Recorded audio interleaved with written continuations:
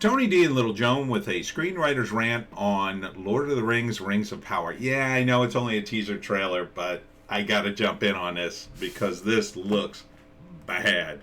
It looks really bad. So, you've got, sweeping CGI pageantry of, various things. I think this was wasn't this in the previous movie? Only this was all wrecked, I think. Or am I thinking of Game of Thrones? So it starts off with a voiceover, of a girl talking about wonder, and then it shows the sweeping shot of, I don't know what that is. What is that? Can anybody tell me what this is or what it's supposed to be? Looks like guys carrying antlers, or are they creatures with giant antlers? I can't even tell.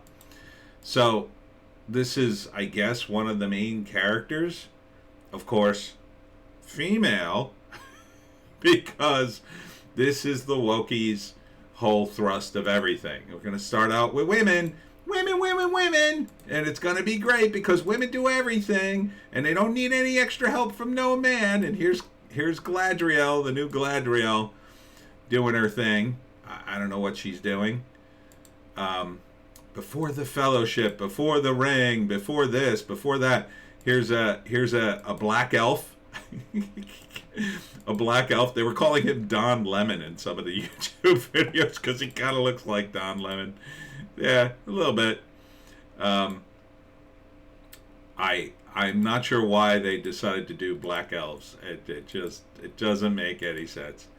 Here's a guy who I guess is he supposed to be Hugo Weaving's character earlier on.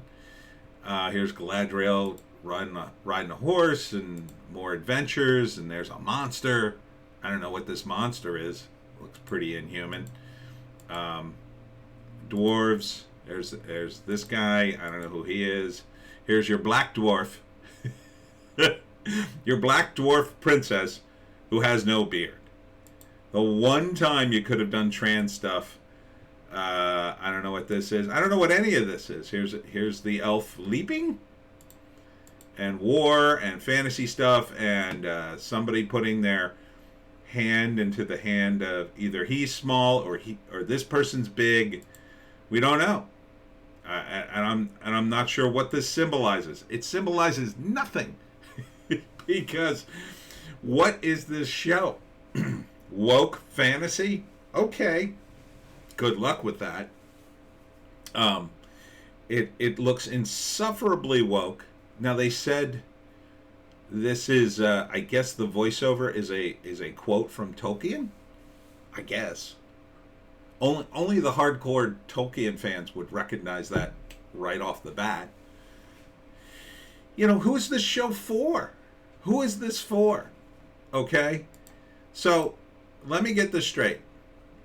September 2nd, if you're interested. Oh man, I can't wait. I can't wait for the nerds to go off on this. This is going to be like The Last Jedi times 1,000. But I'll go off on it now because I already know what's going to happen. They greenlit all this stuff because it's super woke. Super woke. At the same time, Bezos wanted his own version of Game of Thrones, which is way harder than this. This looks like it looks more like The Hobbit, the Hobbit movies, which were very sort of fun and whimsical. I guess they were copying that look to some extent too, because it does take place even before those events. So that was part of the deal when Peter Jackson shot The Hobbit.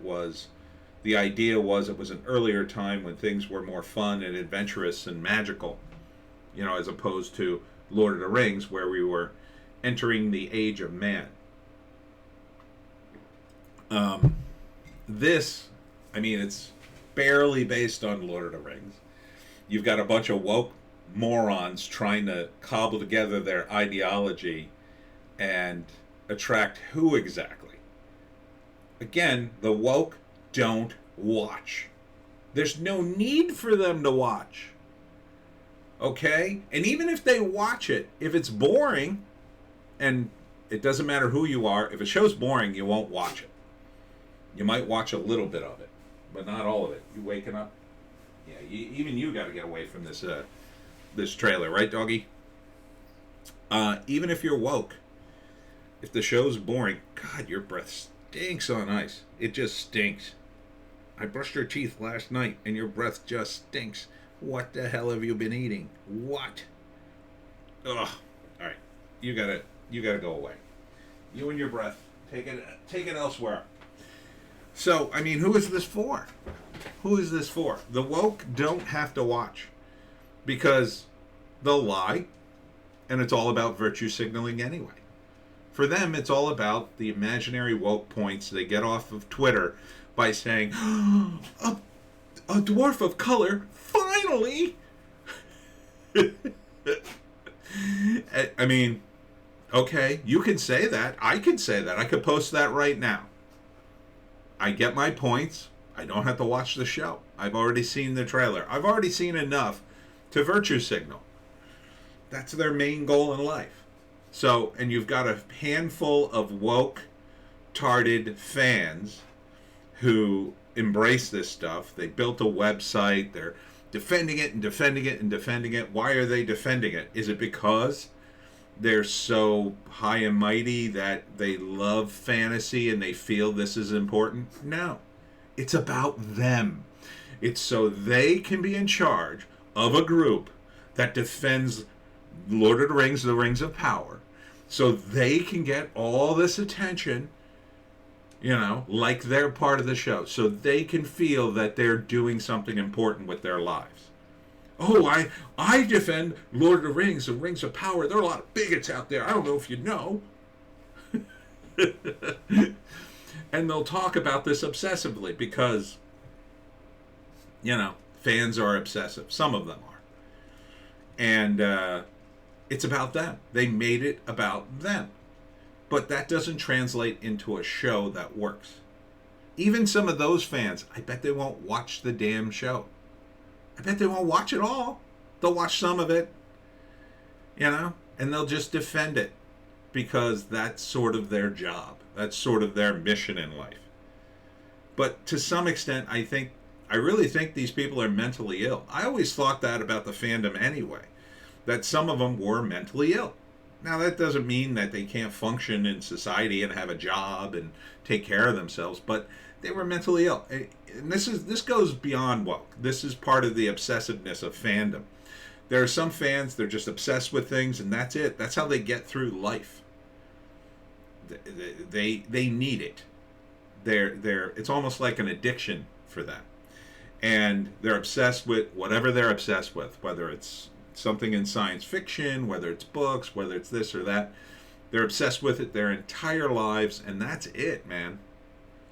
I was at a show one time. This was Philadelphia Science Fiction Convention, and I'm standing at a table trying to sell my comics. And I have comics, okay? Guy comes up, and he goes, and I start talking to him. Hey, how you doing? These are my comics, as I often do. I mean, I'm trying to sell stuff. And he says to me, oh, you got comics, huh? Star Wars is a comic. I love Star Wars, and I love Boba Fett. And I'm like, okay, all right.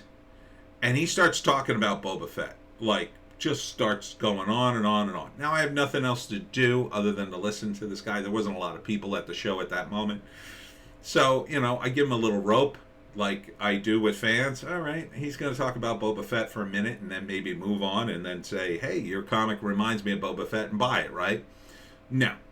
None of my comics had anything to do with Star Wars or science fiction at the time, and I finally, after about 5-10 minutes, I started to get annoyed because he wouldn't stop talking about Boba Fett.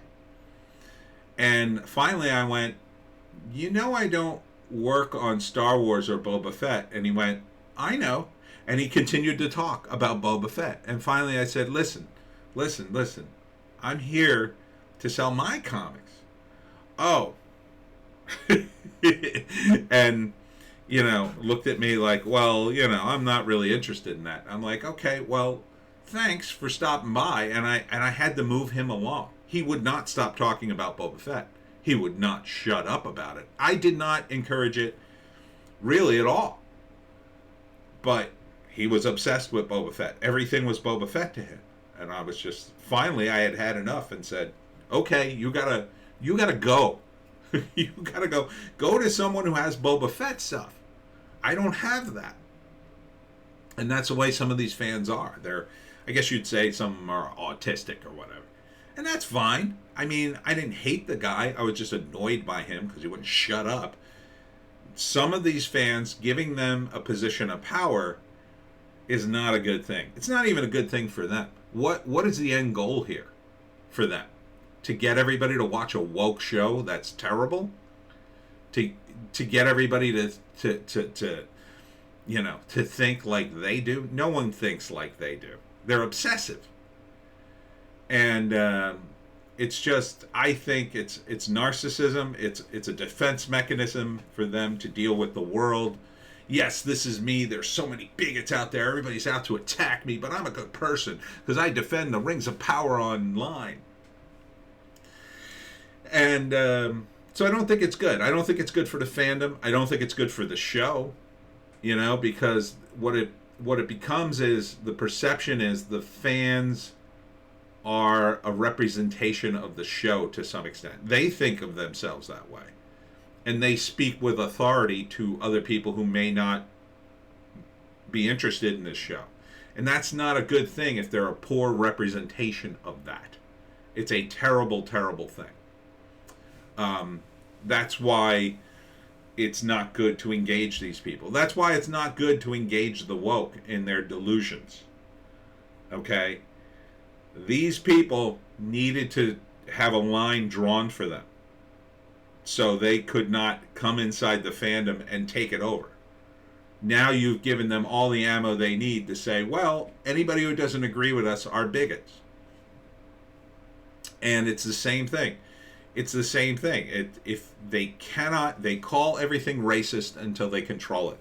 And now they control the fandom for Lord of the Rings, so they will drive everyone away who doesn't think like them. So forget about new people. Any people who are kind of on the fence, well, maybe I'll watch it. I kind of like Lord of the Rings. They encounter these people, they go, ew. They get a bad taste in their mouth. Like, I don't want to be associated with these nut jobs. So if you had drawn the line and said, no, we're going to do a real Lord of the Rings show. We're not going to kowtow to the woke like a bunch of idiots. And as someone pointed out on one of the YouTube channels, I want to say Neurotic or As from Heels versus Baby's Face, one of those guys, pointed out that there were people of color in Lord of the Rings. They were in different countries because part of it was based on Europe, and yeah, there were people of color they could have incorporated that already Tolkien had mentioned. But instead, they're just woken it up. They're just woken it up. We could do our own thing. Yeah, we're Hollywood. We could do our own thing. Oh, and you'll like it. You'll eat that slop because we're Hollywood. We said you have to. And we know. And if it doesn't work, well, not everything works in Hollywood. They don't think this stuff through. They don't think about the impact. Because they're millionaires either way. And that's part of the tone deafness of Hollywood. They're caught up in the trend. They skim the trends. Everybody's still woke. Okay, we'll do woke. When woke is over, these people will be out on their ear. And I cannot wait for that moment. I cannot wait till that trend goes away and you people get pushed out of fandom. Because people will be ready to push you out of fandom. You'll be out. They'll be on to other things, cooler things. You won't. The door will slam. And good luck getting in, you woke-tards. Anyhow, that's my rant on the Rings of Power. It looks terrible. It just looks terrible. It looks like a lot of special effects that, that just going nowhere. Just going nowhere fast. Good luck with it. Good luck with your,